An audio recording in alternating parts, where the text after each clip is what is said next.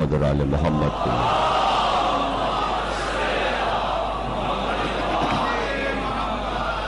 1433 ہجری کے شہ محرم کی چھٹی تقریر آپ حضرات امام بارگاہ شاہدہ معصومین میں سماعت فرما رہے ہیں۔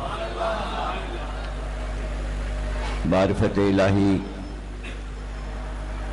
حاصل کرنے کے لیے انسان کو بڑی محنت اور بڑی ریاضت کرنا پڑتی ہے۔ اللہ کے برگزیدہ بندوں نے معرفت الہی حاصل کی اور ان کو اس راہ میں بڑے دکھ درد ملے۔ یہ آسان نہیں ہے کہ اللہ کسی کو پسند کر لے اور وہ اللہ سے قریب ہو جائے، اور جب اللہ کسی کو پسند کر لیتا ہے تو اس پر اپنے انعام و اکرام کی بارش کر دیتا ہے۔ اس لیے معرفت الہی ضروری ہے۔ کون نہیں چاہتا کہ اس کا رب اس کو نعمتیں عطا کرے۔ عرب ایک ایسا خطہ تھا کہ جو ریگزار تھا، اور پہلے ہی کہہ دیا گیا تھا حضرت ابراہیم سے کہ اپنے بیوی اور اپنے بیٹے کو وہاں لے جاؤ جہاں زراعت نہیں ہوتی، وہ زمین زراعت کے قابل نہیں ہے۔ یعنی یہ اطلاع عجیب و غریب تھی کہ وہاں جانا ہے جہاں زراعت نہیں ہوتی، اس لیے کہ انسان کا رزق زراعت کے ساتھ منسلک ہے۔ جب زراعت نہیں ہوگی تو وہاں درخت بھی نہیں ہوں گے، جب درخت نہیں ہوں گے تو پرندے بھی نہیں ہوں گے۔ لیکن درخت ہوں یا زراعت ہو یا پرندے ہوں، ان کی بنیاد پانی سے ہے۔ اس اعلان کے معنی یہ تھے کہ وہاں جاؤ جہاں پانی نہیں ہے، لیکن وہاں ماں اور بیٹے کے قدم جو پہنچے تو اصل چیز جو ہے جینے کے لیے، درختوں کے لیے، نباتات کے لیے، حیوانات کے لیے، انسانوں کے لیے وہی پانی انتظار کر رہا تھا ہاجرہ کا، تاکہ ہاجرہ آئیں تو زمین کا کلیجہ پھٹ جائے اور چشمہ ابلنے لگے۔ چونکہ پورے عرب میں پانی کا کال تھا اور پانی نہیں ملتا تھا، عرب پانی کی تلاش میں رہتے تھے کہ پانی کہاں مل جائے۔ ظاہر ہے کہ اگر ایک آدھ چشمے کسی پہاڑ سے گرتے ہوئے مل گئے کسی وادی میں تو ان کے لیے نعمت تھی۔ ظاہر ہے کہ جہاں نخلستان ہوگا اور جہاں گھاس اگے گی وہیں ٹھہر سکتے ہیں، اس لیے کہ جن جانوروں کو ساتھ لے کر چلتے تھے ان کے لیے غذا کا انتظام کہاں سے کرتے۔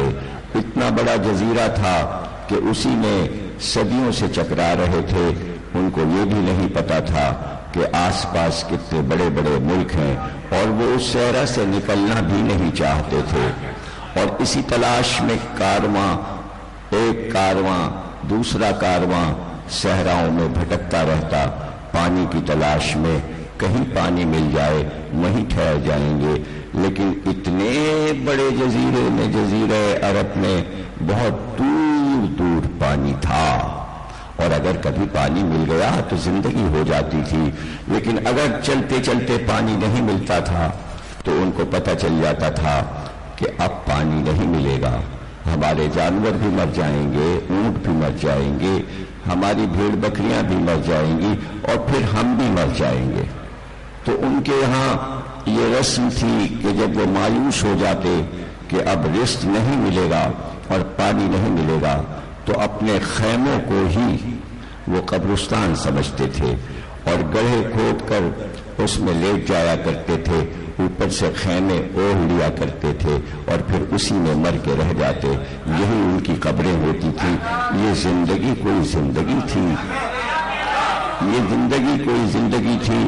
اور ایسے میں جب زمزم نکلا اور قبیلہ بنی جرہم نے وہاں پرندوں کو اڑتے دیکھا تو ان کی خوشی کی کوئی انتہا نہ رہی کہ یہاں پانی نکلا ہے۔ پھر کیا تھا، مکہ آباد ہونے لگا اور دیکھتے ہی دیکھتے وہاں آبادی ہو گئی۔ لیکن وہ صحرا نشین جو شہر مکہ تک نہیں پہنچ سکے تھے، وہ صحرا کے مختلف صوبوں میں بھٹک رہے تھے اور ان کو یہ نہیں پتا تھا کہ مکے میں پانی نکل آیا ہے، اور وہ مر جایا کرتے تھے۔ جب ایسا ہوتا اور وہ مر جاتے، کہیں سے خبر ملتی اور کوئی کارواں ادھر سے گزرتا اور دیکھتا کہ خیموں کا قبرستان بن گیا ہے اور یہ مر گئے ہیں، تو وہ واپس آ کے مکے میں داستانیں سناتے کہ فلاں فلاں کارواں مر چکا ہے، ان کے جانور بھی مر چکے ہیں، ان کو پانی نہیں ملا تھا۔ یہ خبریں مکے آتے رہتی تھی، اور دیکھتے ہی دیکھتے جب یہ منزل آئی کہ جناب ہاشم کا دور آیا جو حضور کے دادا تھے، تو ان کے دور میں جناب ہاشم کا ایک بیٹا تھا جو عبد المطلب سے بڑا تھا، جس کا نام اسد تھا۔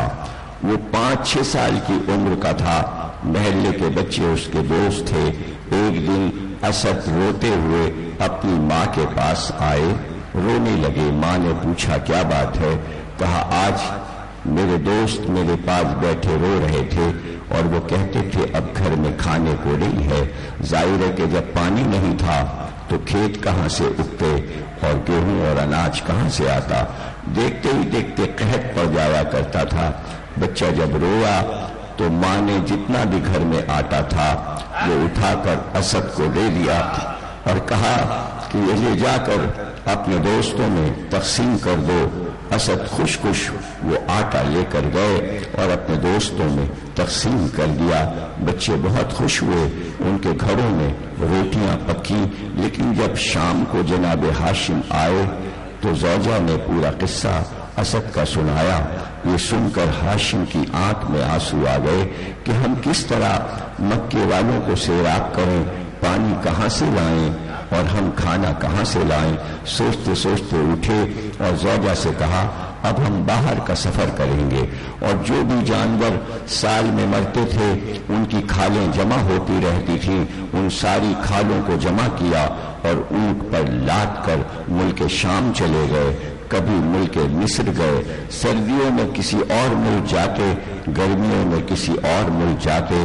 وہ کھالیں وہاں بک جاتی تھی اور وہاں اچھی قیمت میں وہ کھالیں بکتی تھی، اس لیے کہ کھالوں کا کام بہت زیادہ تھا۔ کھالوں سے بہت سی چیزیں بنا کرتی تھی، بہت بڑی صنعت تھی، اس لیے اس کی رقم اچھی ملتی تھی۔ جب وہ بازار میں کھالیں بک جاتی تو اسی رقم سے بے شمار بوریاں گیہوں کی اور جو کی خرید لیتے اور خرید کر مکے واپس آ جاتے۔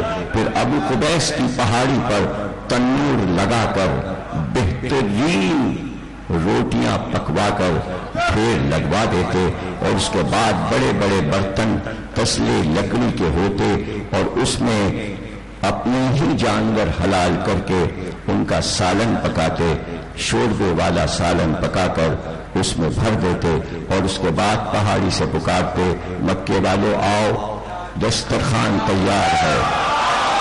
جب مکے والے آتے تو وہ بیٹھ کر کھانا کھاتے، اور وہ دسترخوان صبح سے شروع ہوتا، شام ہو جاتی، رات ہو جاتی، نہ روٹیاں پکنا بند ہوتی، نہ جانور کٹنا بند ہوتے، نہ سالن بننا بند ہوتا۔ یہاں تک کہ مکے کے بڑے بڑے شاعروں نے ہاشم کی شان میں قصیدے لکھے کہ ایسا دسترخوان تو دنیا میں ہوا ہی نہیں کہ انسان تو کھاتے ہی کھاتے ہیں، پرندے آتے ہیں اور ہاشم کے دسترخوان پر کھا کے اڑ جاتے ہیں۔ اس دن سے ہاشم کا نام ہاشم پڑ گیا۔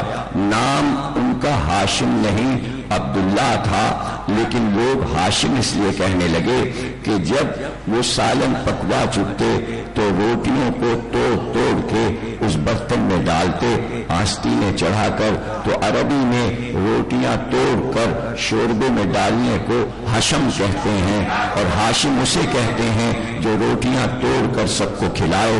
اس دن سے ان کا لقب ہاشم ہو گیا، تو پورا عرب ہاشم کہنے لگا، اور اب قیامت تک انہیں ہاشم ہی پکارا جائے، ہاشم پکارا جائے گا۔ پانی کے لیے انتظام کیا انہوں نے کہ چمڑے کے بڑے بڑے حوض بنوائے اور چشمہ زمزم سے مشکیں بھر کر لائی جاتی اور وہ حوض پانی سے لبریز کر دیے جاتے. جب بھی کسی کو پیاس لگتی تو وہ آ کر انہی حوضوں پر پانی پیا کرتا تھا. نہ پانی کی کمی تھی نہ کھانے کی کمی تھی. جب سرکار پر وحی کا سلسلہ شروع ہوا تو ابتدا میں ہی سورہ قریش نازل ہوا جس میں اللہ نے کہا ان عربوں سے کہیے کون تھا جو تمہیں روٹی کھلاتا لإلاف قریش ہم نے سردی اور گرمی کے لیے تمہارے لیے کھانے اور پانی کا انتظام کر دیا اور وہ بھوک جو تمہارے لیے خوف بنی ہوئی تھی ہم نے اس کو دور کیا. تو کس کے ذریعے دور کیا؟ ہاشم کے ذریعے. تو اللہ نے ہاشم کا قصیدہ قرآن میں پڑھا. اب سخاوت اور ہاشم دو الگ چیزیں نہ رہی، سخاوت اور ہاشم ایک ہو گئے. اب بنی ہاشم کی سخاوت مشہور ہو گئی کہ سخی تو یہی لوگ ہوتے ہیں. پھر کیا تھا؟ خاندان کا ہر فرد سخی ہو گیا. عبد المطلب ہاشم کے بیٹے سخی، عبداللہ سخی، ابو طالب سخی، سرکار دو عالم سخی، علی سخی. سخاوت اس گھر کے لیے ہو گئی، کھانا ہو یا پانی. اور سخاوت کے قصے پوری دنیا میں عام ہو گئے کہ روئے زمین پر ایسے سخی نہیں پائے جاتے. انہوں نے رزق کو عزیز نہیں کیا اپنے لیے بلکہ کسی کو بھوکا دیکھا یا پیاسا دیکھا. قرآن گواہ ہے. عبد المطلب نے کھوئے ہوئے زمزم کو قبیلہ جرم جب بھاگ رہا تھا مکے سے تو زمزم کو چھپا دیا تھا. اس پر ریت ڈال دی تھی، اس کے اوپر مٹی ڈال دی تھی. تو کھدائی کر کے چشمہ زمزم کو عبد المطلب نے تلاش کیا. خود تھے اور بیٹا. پورے مکے نے انکار کر دیا تھا کہ اس گرمی میں ہم کھدائی نہیں کر سکتے، لیکن عبد المطلب نے زمزم کو تلاش کر لیا. جب تک حاجی زمزم پیے عبد المطلب کے ایمان کو یاد رکھے، اس گھر کے احسان کو یاد رکھے. دراصل مسلمان احسان بہت جلدی بھول جاتا ہے، اس کی سزا اس کو ملتی رہتی ہے. یہ محرم اس لیے آتا ہے کہ بزرگوں کے احسانات کو یاد دلایا جائے اور ہم اپنے بزرگوں کے احسانات کو نہ بھولیں. اور جب ابو طالب کا دور آیا تو ابو طالب کے پاس جتنے بھی اونٹ تھے جب دیکھتے کہ قحط پڑ گیا ہے اونٹوں کو حلال کر دیتے اور تجارت سے پھر نئے اونٹ خرید کر لاتے اور پورے مکے کو کھانا کھلا دیتے. یہی کافر جو ابو طالب کے دسترخوان پر کھانا کھا رہے تھے جب کلمہ پڑھ لیا تو اترانے لگے. ابو طالب کے ایمان پہ گفتگو ہوتی ہے. جن کے اجداد کو ابو طالب نے کھلایا ہے ان کافروں کی اولاد کہاں ہے؟ کیا اس کو نہیں پتا کہ ابو طالب کی سخاوت کا کیا احسان ہے؟ کیا احسان ہے؟ فقیر آتے اور اسی در پہ مانگتے. اب سرکار دو عالم کا دور آ گیا لیکن غربت کا دور تھا. لیکن جب خدیجہ سے شادی ہو گئی تو خدیجہ کی دولت جہیز میں آ گئی. جناب خدیجہ کی دولت جہیز میں آ گئی اور اسی زمانے میں قحط پڑا. سرکار آنکھ میں آنسو لیے ہوئے آئے. جناب خدیجہ نے کہا میرے سرتاج آپ کی آنکھ میں آنسو، میں آپ پر سب کچھ قربان کر دینے کے لیے تیار ہوں. کہ خدیجہ مکے کے بچوں کی بھوک نہیں دیکھی جاتی، ان کی پیاس نہیں دیکھی جاتی. کنیزوں کو حکم دیا تو شخانے کھول دیے جائیں اور جتنی بھی اشرفیاں ہیں ان کو لا کے میرے سامنے ڈھیر کر دیا جائے، کچھ بھی نہ رکھا جائے. خزانوں کے منہ کھل گئے. خدیجہ کے سامنے اشرفیوں کا ڈھیر لگ گیا. ایک طرف سرکار تھے دوسری طرف خدیجہ. کہتے ہیں اتنی دولت کا انبار لگا کہ کہ خدیجہ سے محمد چھپ گئے، محمد نظر نہیں آ رہے تھے، تو اٹھ کر کہا سرتاج جو دولت آپ کے جمال کو مجھ سے چھپا لے اس کو لے جا کے خیرات کر دی، دولت کو لٹا دی۔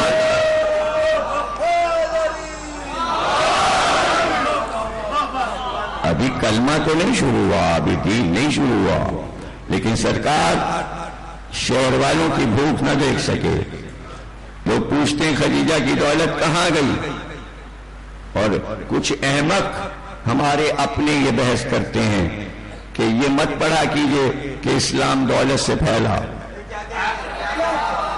اس میں کیا شرم کی بات ہے؟ اس میں کون سی شرم آ گئی کہ اگر دولت سے اسلام پھیلا تو کیا ہو گیا؟ یہاں اسلام کی بات نہیں ہو رہی ہے، جاہل لوگ یہ نہیں جانتے کہ میں کیا کہہ رہا ہوں اور تاریخ کیا کہہ رہی ہے کہ دولت خدیجہ کی اٹھا کر دے دی اور کھانا کافروں کو کھلایا۔ ہاں یہ کھانا کھلا کر اشرفیوں سے، اگر مکے والوں سے محمد نے کہا ہوتا کہ اس کے بدلے میں کلمہ پڑھو،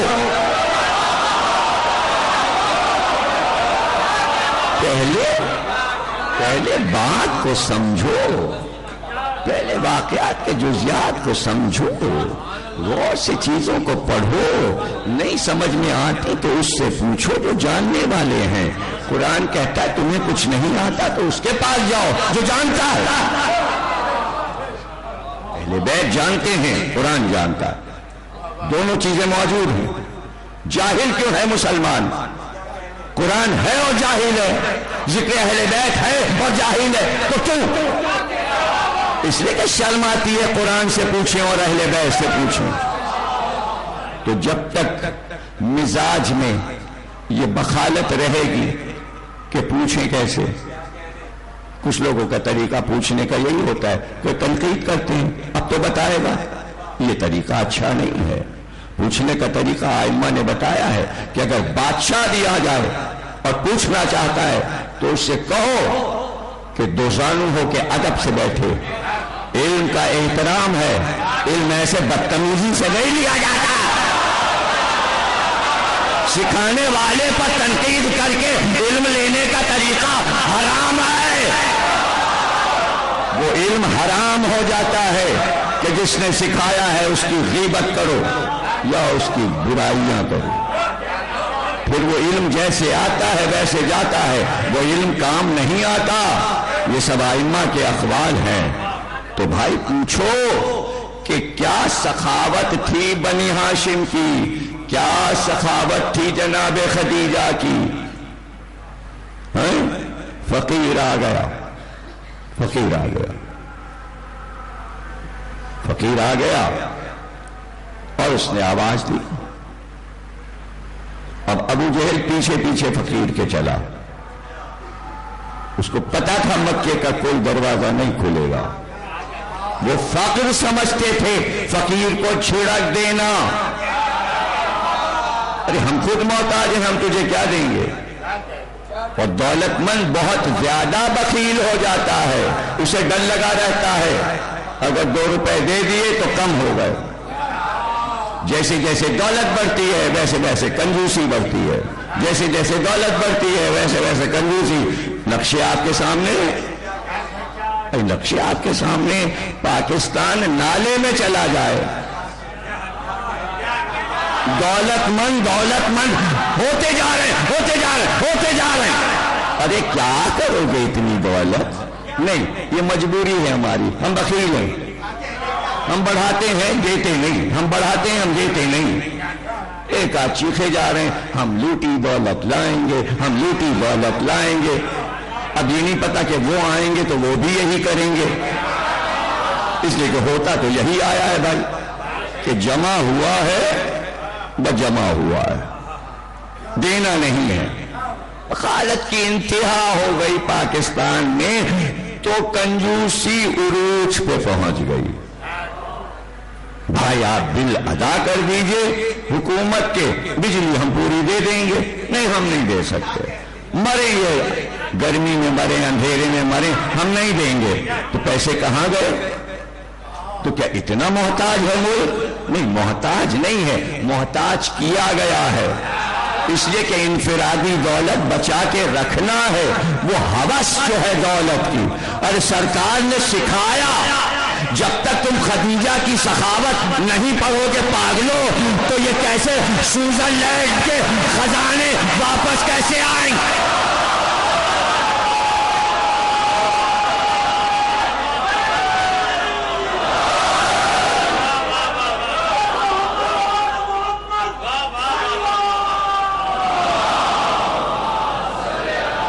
بخیلوں کا ذکر ہوئے چلا جا رہا ہے، بخیلوں کا ذکر ٹیلی ویژن پہ ہو رہا ہے، کنجوسوں کے نام اخباروں میں آ رہے ہیں، یہ نہیں بتا رہے سکی بھی تھے کہ نہیں۔ ارے بھائی سکی تو اس وقت ثابت ہوں گے جب در پہ سائل نہ کر آئے۔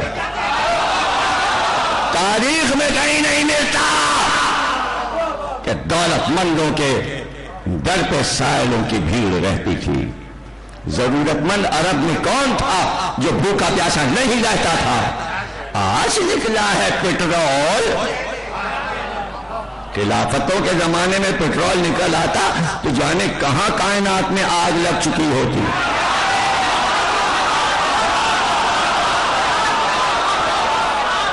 یہ تو کہیے سائنس کی ترقی کے بعد نکلا کہ اس پیٹرول کو کنٹرول کرنا آتا ہے، اور ایسی چیزیں ایجاد کر کے اس میں لگ جائے۔ اتنی گاڑیاں جاپان نے بنا دی کہ پیٹرول کم پڑ گیا، گاڑیاں زیادہ ہو گئیں، ورنہ اگر یہ گاڑیاں نہ ہوتی تو یہ پیٹرول آگ لگا رہا ہوتا، اور اس کا نام رکھتا مسلمان فتوحات۔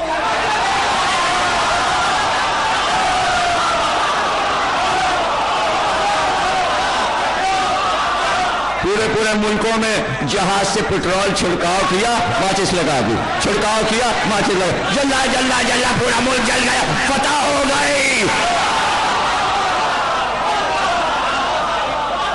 تو اچھا ہوا کہ پیٹرول اب نکلا، اور نکلا اور وافر مقدار میں نکلا، لیکن آہستہ آہستہ زمین بھی کنجوس ہونے لگی، کنویں بند ہونے لگے، گیس نکل پڑی، اور ایسے نکلی کہ آفت قیامت کی طرح نکلی۔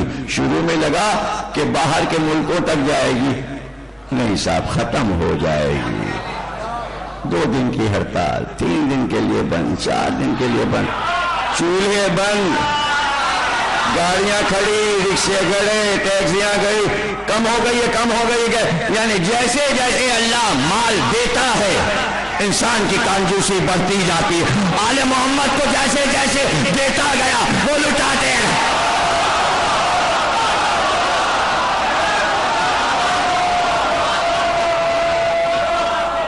وہ لٹاتے گئے۔ تو مکے والے بہت کنجوس تھے، بہت کنجوس تھے۔ ابو جہل نے کہا دیکھیں یہ مانگنے والا کہاں جاتا ہے۔ وہ سیدھے پہنچا ابو طالب کے گھر پہ۔ اتفاق سے ابو طالب کا 12 برس کا بیٹا علی باہر نکل رہا تھا۔ اس نے فوراً سوال کیا کہ بابا سو رہے ہیں؟ پتہ چلا علی اپنے باپ کی نیند پر سے دولت لٹا دیتے ہیں۔ یہ ہے بزرگوں کا ادب۔ مٹی اٹھائی کا یہ لے، جب مٹی لیتے ہو ابو طالب کے بیٹے کا، دیکھ تو کیا ہے۔ اب جو دیکھا 5 یاقوت قیمتی ہتھیلی پر رکھے تھے،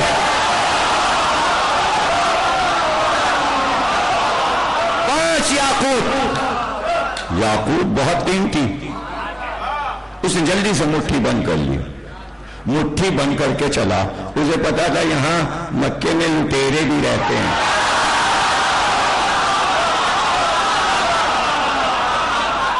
اب ابو جہل تو تعاقب میں تھا، پیچھے پیچھے چلا جا رہا ہے۔ مکے کی سرحد تک سائل آ گیا۔ ابو جہل نے کہا دکھا تو دے مٹھی میں کیا ہے۔ کہ مٹھی میں دولت ہے۔ کہ مجھے دکھا دے۔ کہ تو چھین لے گا، بڑا لالچی ہے، میں دور سے دکھا کے بھاگوں گا۔ دور سے دکھایا تو روشنی نکلی، ابو جہل کی آنکھیں خیرہ ہو گئی۔ کہ کہاں سے آئی؟ کہ علی نے دیا۔ اور جلدی سے اس نے مٹھی بند کر لی اور وہ بھاگ کے چلا گیا۔ علی پہنچے، نکلے تھے رسول اللہ کے پاس جانے کے لیے ابو قبیس کی پہاڑی پر۔ جب وہاں پہنچے تو رسول اللہ مسکرائے، کہا خوب علی، اس کے ہاتھ پہ تم نے مٹی رکھ دی، وہ یاقوت بن گئے۔ کہا آپ کو پتا ہے؟ کہا ہاں مجھے پتا چل گیا۔ یہ بتاؤ علی، تم نے مٹی کو یاقوت کیسے بنایا؟ تم نے مٹی کو یاقوت کیسے بنایا؟ کہ وہ تو جب بھی سائل آتا ہے میں مٹی اٹھا کے دے دیتا ہوں، وہ یاقوت اور جواہرات بن جاتے ہیں۔ رسول اللہ نے کہا کیا کہتے ہو؟ کہ بس میں یہ کہتا ہوں یا محمد،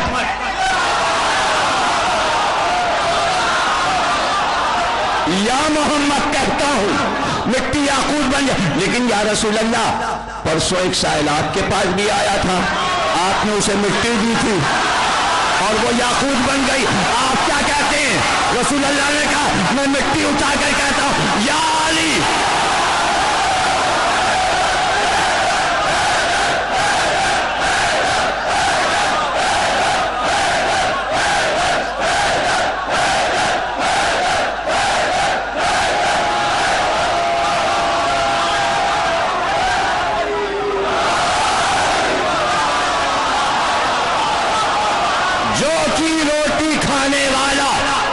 اس کے در سے کبھی سائل واپس نہیں گیا، سائل واپس نہیں گیا۔ اور یہ نہیں پوچھا سائل سے کہ دوست ہے کہ دشمن۔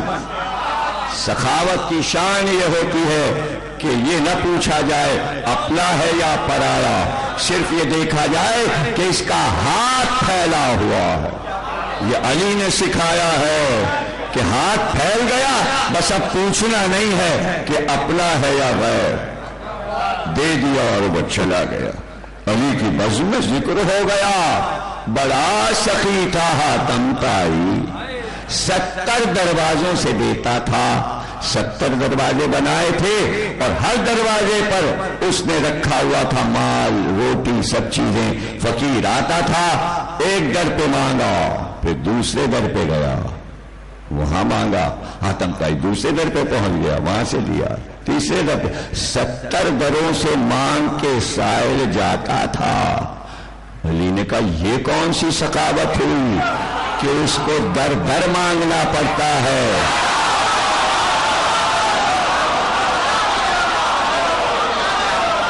علی نے پہلی بار اصول دیا سخاوت کا کہ پہلے در پر اتنا دے دو کہ دوسرے در پہ نہ جائیں۔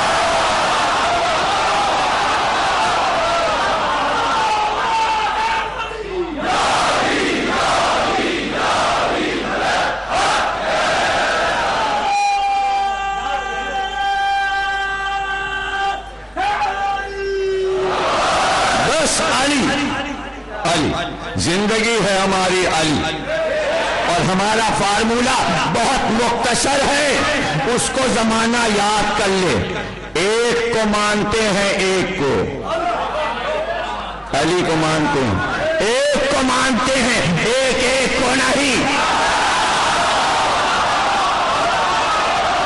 پھر سے سن لو، ایک کو مانتے ہیں، ایک کو نہیں، ایک سے مانتے ہیں، ہر ایک سے نہیں۔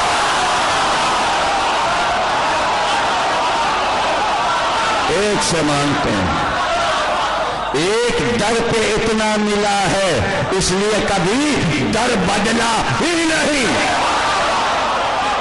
ایک در پہ ملا،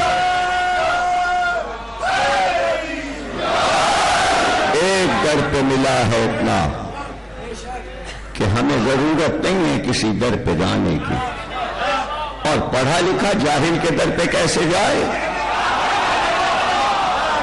اس لیے باب مدینۃ العلم، دروازے کا پتہ رسول اللہ نے بتا دیا۔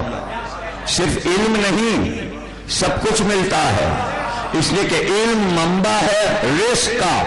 جب علم مل گیا تو رزق بھی مل گیا، صحت بھی مل گئی، ہر چیز ملتی چلی جاتی ہے اسی دروازے سے۔ اس لیے کسی دروازے پر جانے کی کیا ضرورت؟ سخاوت کے چرچے ہو گئے، سخاوت کے چرچے ہو گئے۔ مدینے میں جب کوئی سائل آ جاتا اور مانگتا تو گھر سے نکل کے لوگ کہتے بھئی سخی کا دروازہ تو ایک ہی ہے، سخی کا دروازہ تو ایک ہی ہے۔ سائل کہتا کس کے در پہ جاؤں؟ سب کہتے حسین کے در پہ جاؤ۔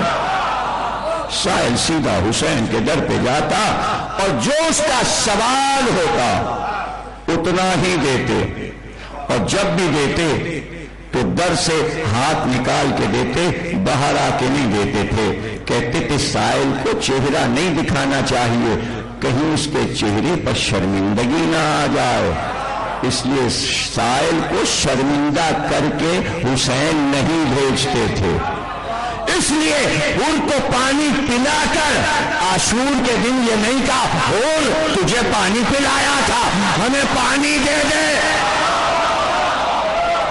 آل محمد کبھی احسان نہیں جتاتے تھے اور اس کا بدلہ نہیں چاہتے تھے، سخاوت کا بدلہ کبھی نہیں چاہا، اس لیے کہ سخاوت کا بدلہ اگر کوئی مانگ لے تو وہ سخاوت نہیں ہے، وہ سخاوت نہیں ہے۔ ارے بھائی پانی مانگتے مانگتے کہتے بچے کو تو پلا دو، ہم نے پلایا تھا، اس وقت بھی نہ کہا کہ ہم نے پلایا تھا، اس لیے کہ حسین جانتے ہیں کہ ایسا نہیں ہوتا، کر کے احسان بھول جاؤ، یہ دنیا کو حسین نے سکھایا ہے۔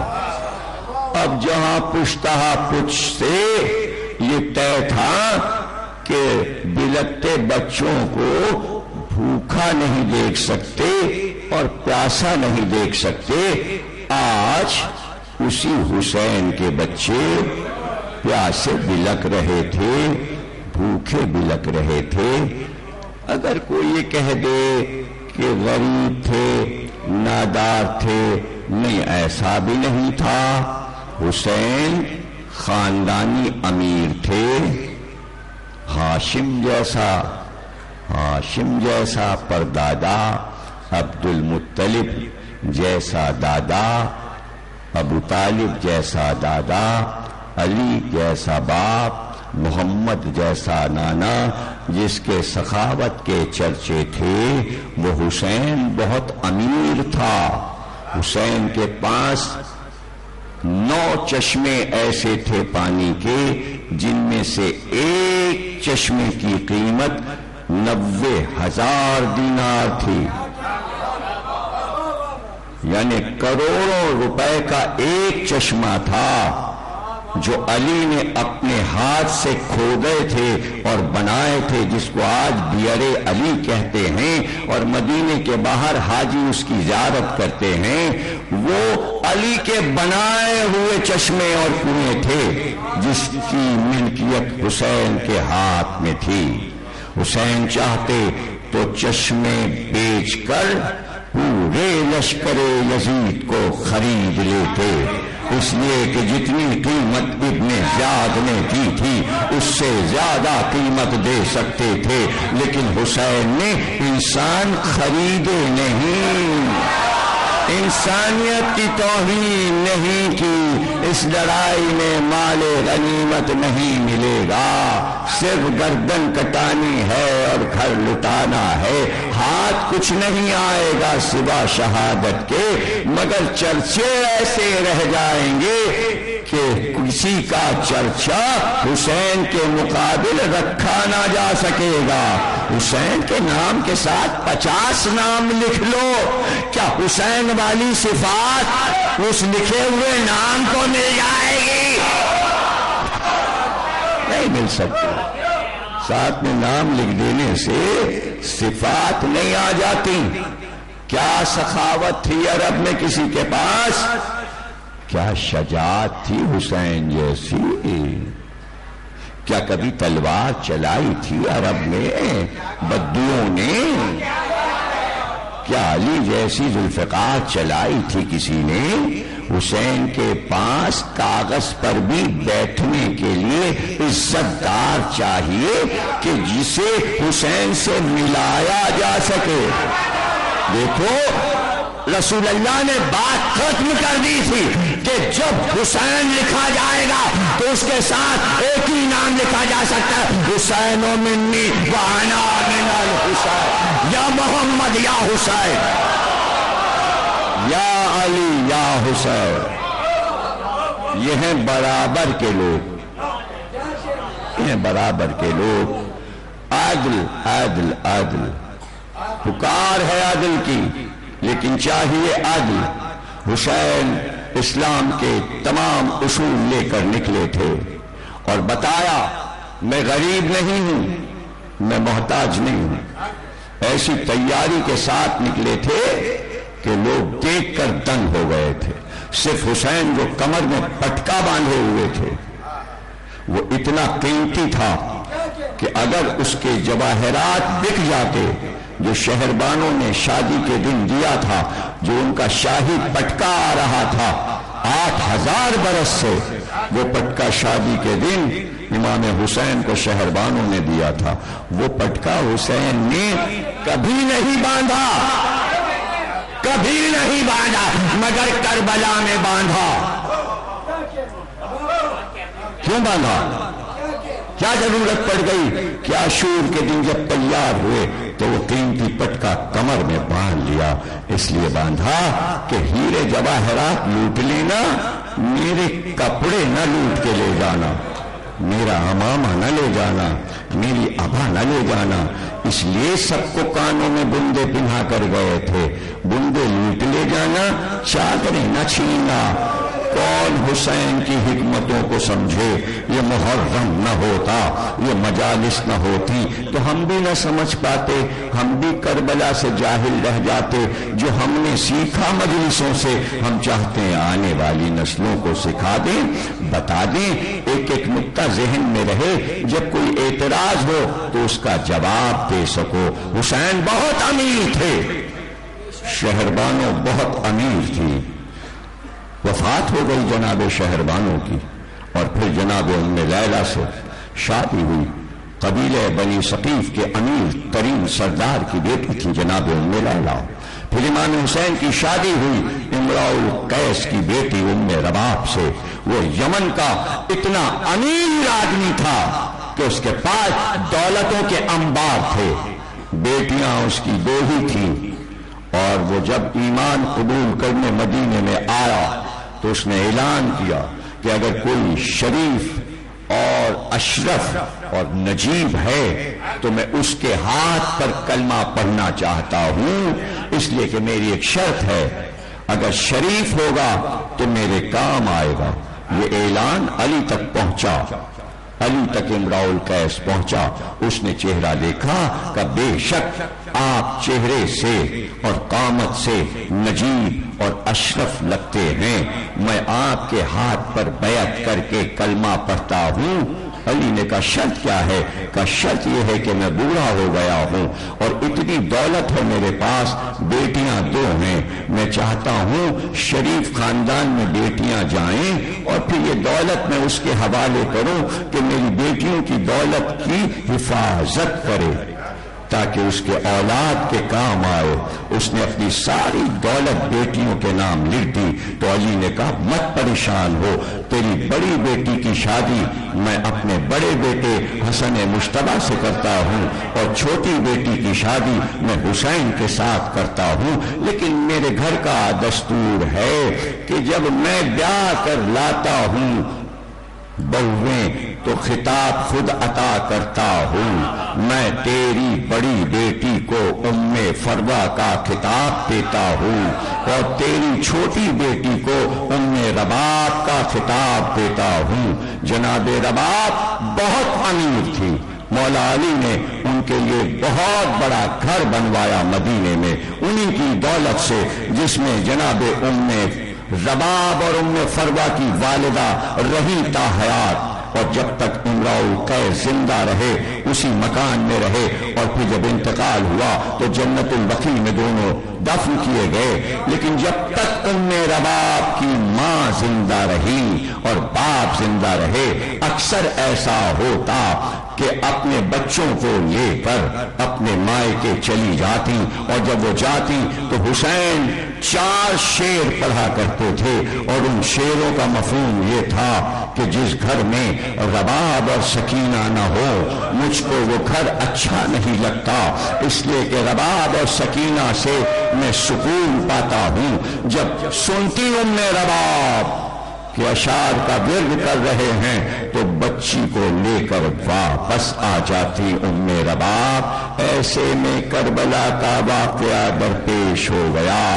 رباب کے غلام اور ساروان ساتھ تھے، ان کا اپنا ناقہ خاص تھا جس پر وہ تشریف فرما تھی۔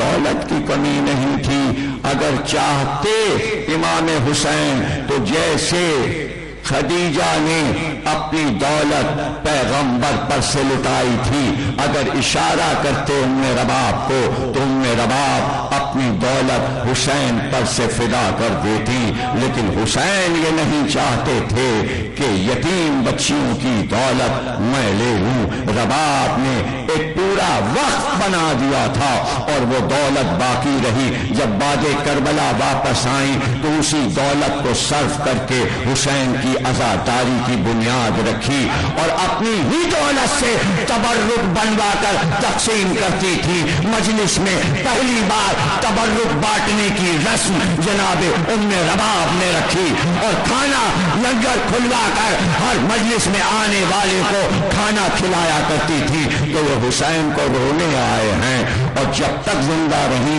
روتی رہی، عزا خانہ بنوایا، اپنے گھر کو عزا خانہ قرار دیا، رویا کرتی تھی، رات و دن روتی، اور جب مجلس میں عورتیں آتی تو انہیں نظر بھی دیتی، انہیں کھانا بھی کھلاتی، تبرک بھی بانٹتی۔ اور یہ وجہ اس لیے ہوئی کہ ایک دن دیکھا کہ مدینے کی رونے والیاں رو تو رہی تھی چیخ کر، لیکن آنکھ سے آنسو نہیں گر رہے تھے۔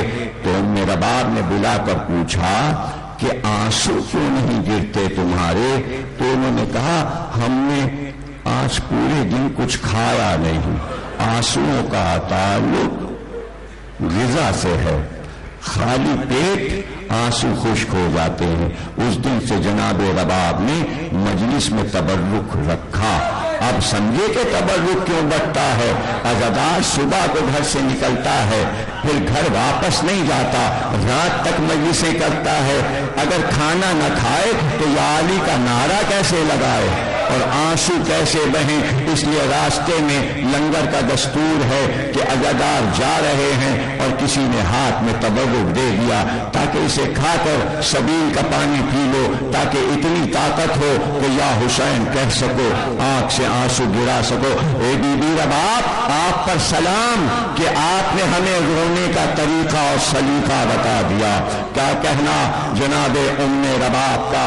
جناب ام رباب چونکہ یمن کی رہنے والی تھی اور وہاں کے بادشاہوں کا طریقہ تھا کہ اگر بیٹا نہیں ہوتا تھا کسی سردار کے تو وہ اپنی بیٹیوں کو وہ سب کچھ میدان جنگ کے اسلحے سکھا دیتے تھے جو بیٹا سیکھتا۔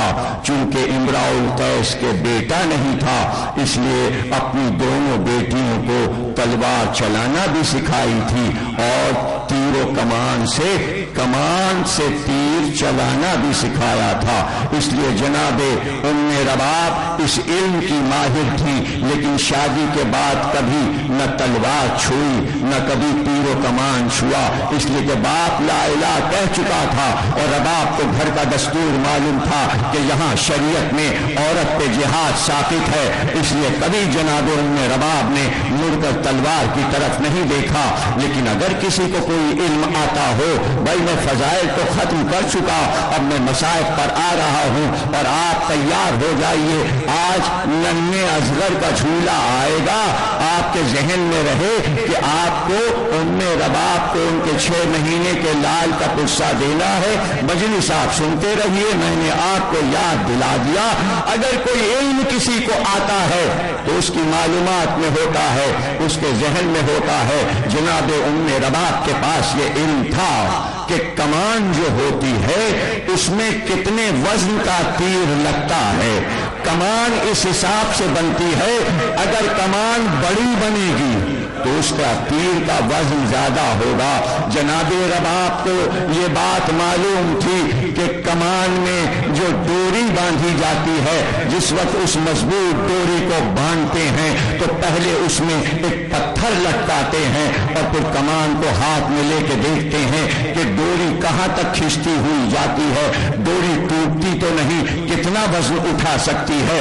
اگر وہ کمان ایک من پتھر اٹھا لے تو اسے کہتے ہیں ایک ٹانک کی کمان، اگر 2 من کا پتھر کمان اٹھا لے اسے کہتے ہیں 2 ٹانک کی کمان۔ اب اس میں جو تیر لگے گا اور جو پھینکا جائے گا وہ کتنا ہی ہلکا تیر ہو، لیکن اس کی ڈوری جب تیر کو پھینکے گی تو جس کے وہ لگے گا تو ایسا لگے گا 2 من کا وزن اس کے اوپر جا کر گر گیا۔ اور ملا کے پاس 2 ٹانک کی کمان تھی، جب وہ تیر چلاتا تھا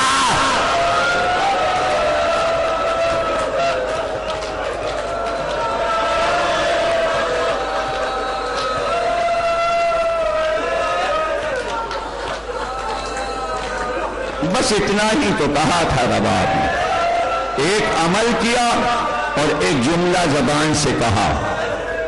عمل یہ کیا کہ سفید چادر جو رباب کے نماز پڑھنے کی سفید چادر تھی اس کو چوہرا کر کے علی اصغر پہ ڈال دیا۔ آقا دھوپ بہت تیز ہے، میرا پھول کملا نہ جائے، 3 دن کا پیاسا ہے، یہ تو حسین سے کہا اور اصغر کو مخاطب ہو کر کہا اصغر جا تو رہے ہو، جا تو رہے ہو اصغر، ایسا نہ ہو کہ تمہاری موجودگی میں بابا پہ کوئی تیر آ جائے۔ اصغر ماں کی بات سمجھ گئے، اصغر ماں کی بات سمجھ گئے۔ اصغر کوئی عام شخص کے بیٹے نہیں تھے، ولی کے بیٹے تھے، ولی تھے، حجت خدا کے بیٹے تھے، حجت خدا تھے۔ حسین نے بتایا یہ حجت خدا ہیں، یہ حجت خدا کے بیٹے ہیں، اس لیے علی اصغر سے کہا حجت کو تمام کرو۔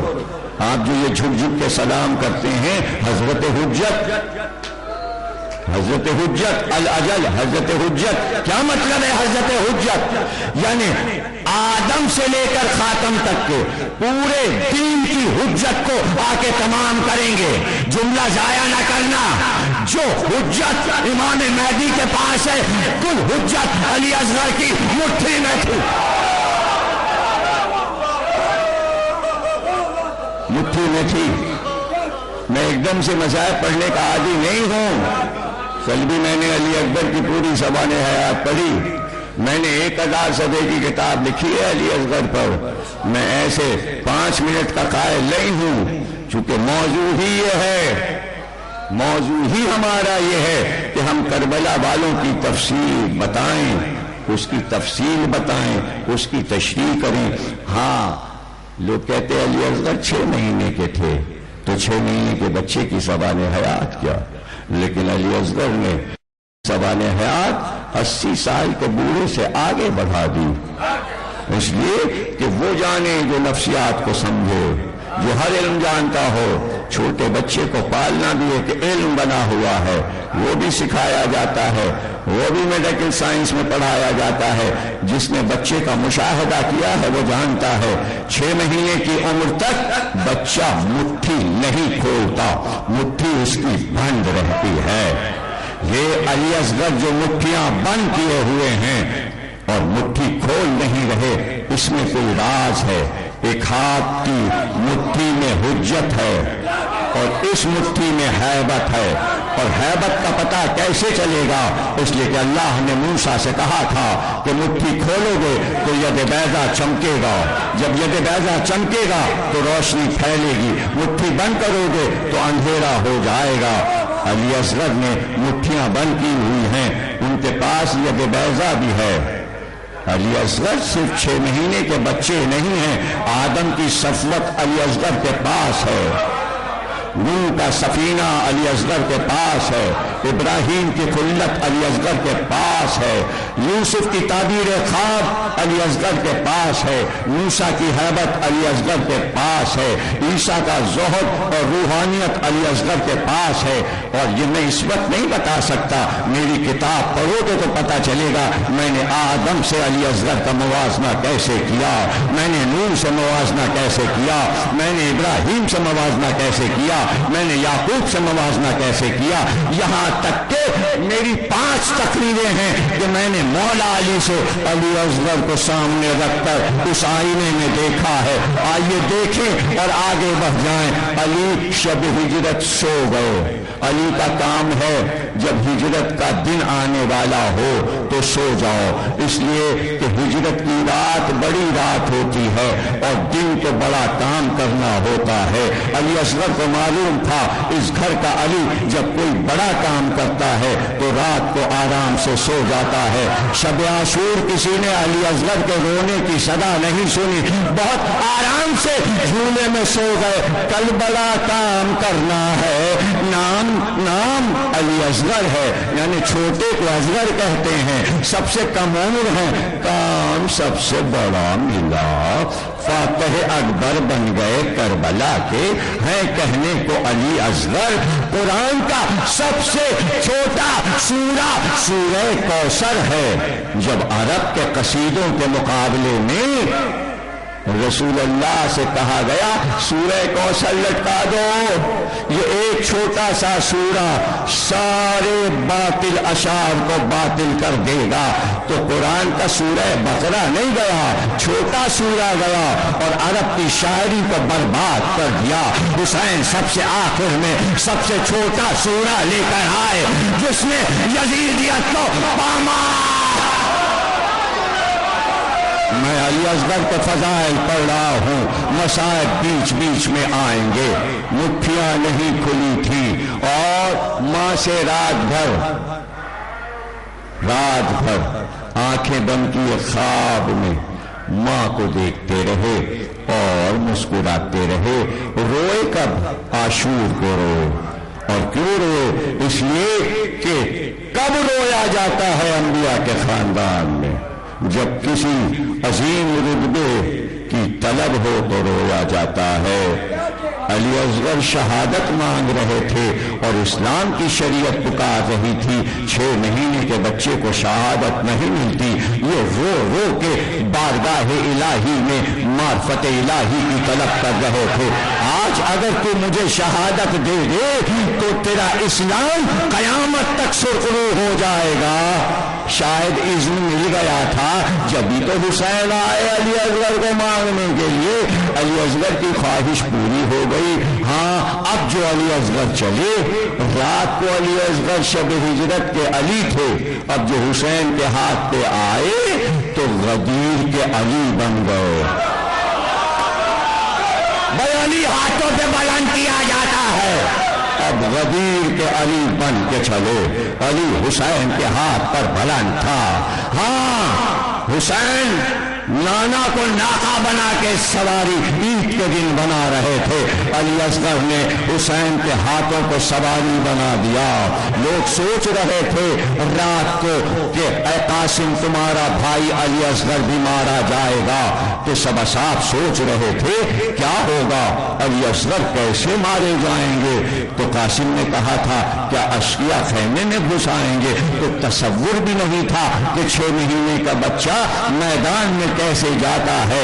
حسین نے سمجھایا کہ 6 مہینے کا بچہ میدان میں کیسے جاتا ہے، ہم نے اپنے ہاتھوں کا جھولا بنایا ہے، سواری بنائی ہے اور ہم لے کر چلے ہیں، اور علی اصغر کو لے کر چلے۔ پھر بلندی کا انتخاب کیا تاکہ سب دیکھ سکیں، وہ سمجھے کہ قرآن لائے ہیں۔ عجیب بات ہے، اس گھر کا علی چادر اوڑھ کے سو جائے تو محمد سمجھا جائے، اور دوسرے علی پہ چادر پڑے تو وہ قرآن سمجھا جائے۔ یا محمد اور قرآن سے کم کی بات نہیں ہوتی۔ اس گھر کا بچہ بھی قرآن لگتا ہے، وہ سمجھے حسین قرآن لائے ہیں۔ حسین نے چادر چہرے سے ہٹا دی اور کہا یہ ہمارے جانے جان علی اصغر ہیں، یہ بہت پیاسے ہیں، ان کی ماں کا دودھ خشک ہو گیا، 3 دن سے ان کو پانی نہیں ملا ہے، پانی پلا دو، ان کو پانی پلا دو، تھوڑا سا پانی پلا دو۔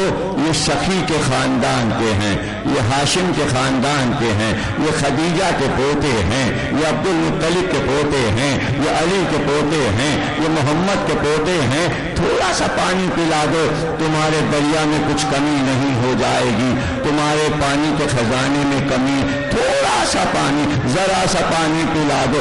اور کیا تم یہ سمجھ رہے ہو کہ میں ان کے بہانے سے پانی لے کر خود پی لوں گا؟ اچھا لو، میں نے جلتی زمین پہ لٹا دیا۔ یہ کہہ کے 2 قدم پیچھے ہٹے اور کہا آؤ خود پانی پلا جاؤ۔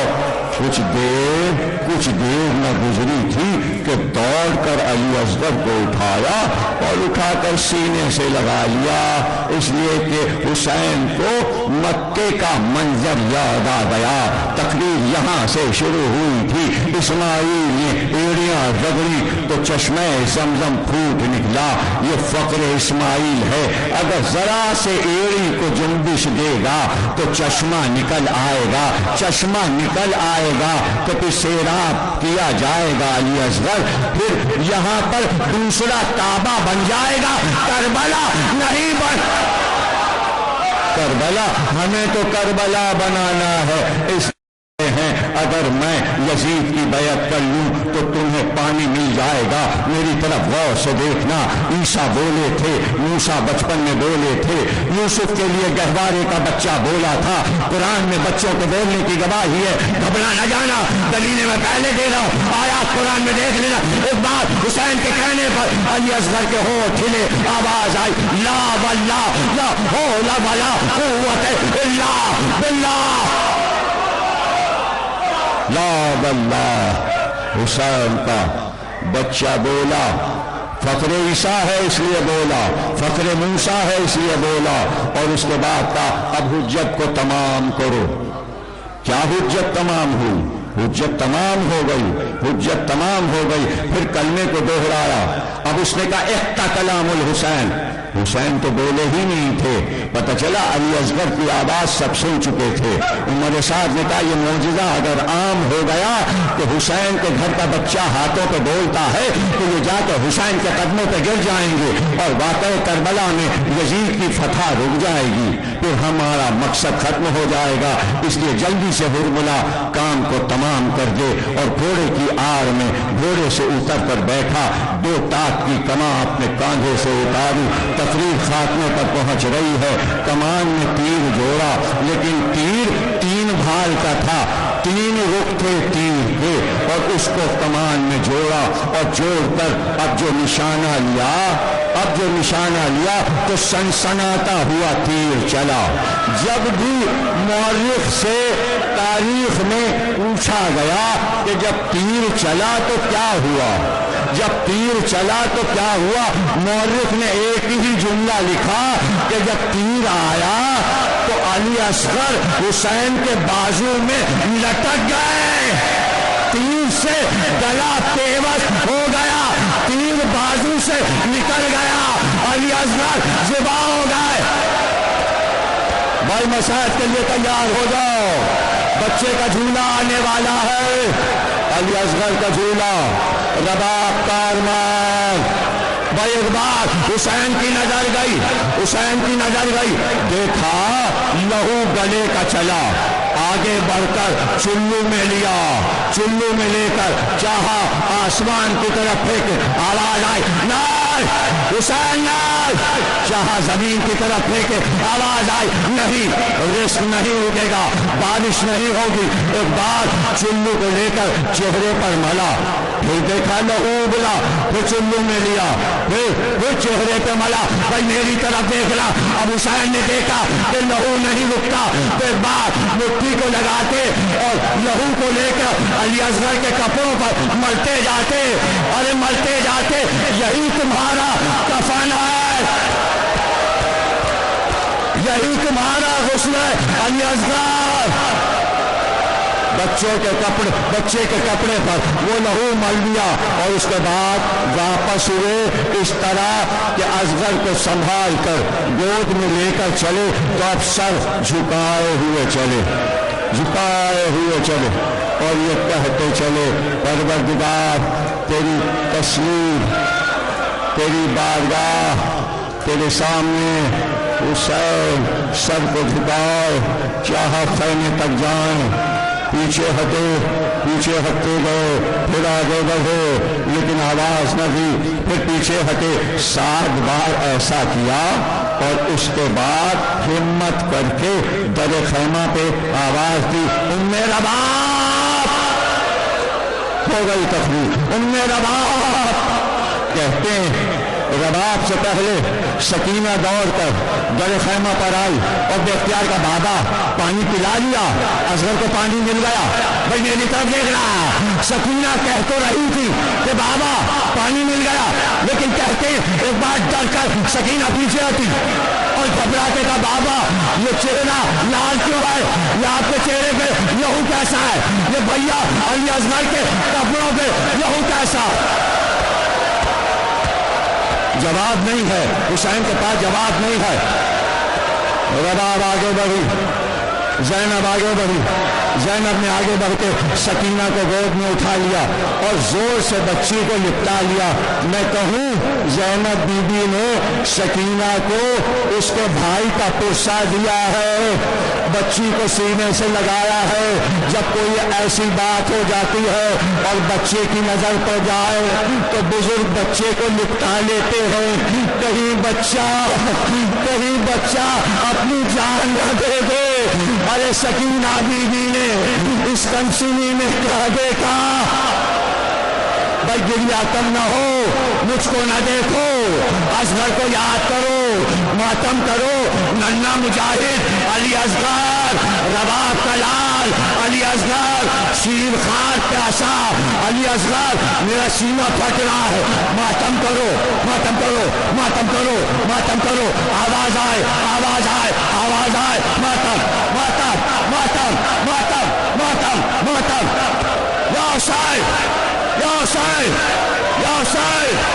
یا حسین